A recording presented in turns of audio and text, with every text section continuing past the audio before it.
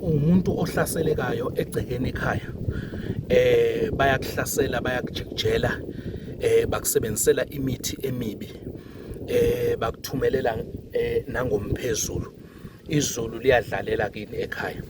Lalela-ke, noma umuntu ongalungelwa yilutho, uyacindezeleka, izinto zakho zibophile. Enza kanjena-ke, ngitholele ufudu, ne? Thola ufudu oluphilayo, ulithatha ulifake emanzini kanje, njengoba ngifakile emanzini. Kungaba ufudu lwentaba, kungaba ufudu lwamanzi. Ufudu lusurvive kuyo yonke indawo, ne? Thola ufudu lentaba, ubese uthola idangabane lomfula, nali idangabane, ne?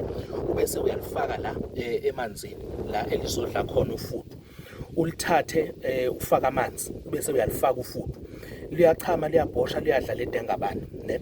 Wena uzobese uthatha la manzi lawa elizobe lihleli kuwona at least iy'nsuku eziwu-3 to 5 days. La manzi uzobese uyageza ngawo. Geza ngawo njalo ntambama. Makuwukuthi unomntwana ohlaselwa imimoya emibi, uyacindezeleka, nawe izinto zakho zivalekile, mhlawumbe emhlanganweni uyasaba ukuthi bazofike bakuqinele laphaya, luthole ulentuzana. Thola wona amanzi ofudu, ugeze ngawo. Mase uqedile ukugeza ngoloko okujwayelekile ngalezi zinto zenu ey'nukayo, but uma userious ngempilo, into ey'nukayo uzibeka ecaleni, ubese ugeza ngamanzi ewodwa ukuze ukwazi ukuthi ulungise lezi y'nkinga lezi osuke ubhekene nazo. Ugeze,